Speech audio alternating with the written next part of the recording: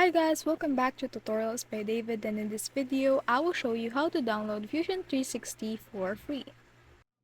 So here's a guide on how to download the Fusion 360 for free. We want to go to the Autodesk official website. Just want to search on your browser Fusion 360. Tap on the first link and then you can see this one right here, which is the download Fusion for free. So this one right here is a free trial, or look for the personal use or educational license option if you have an email that is sponsored or partnered with the Autodesk.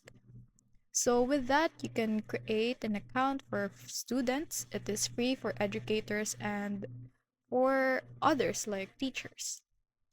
And then you just want to download the free trial, and then it is free for just 30 days, and then after that, if you like it, you can also download it with a $475 purchase. So that's all.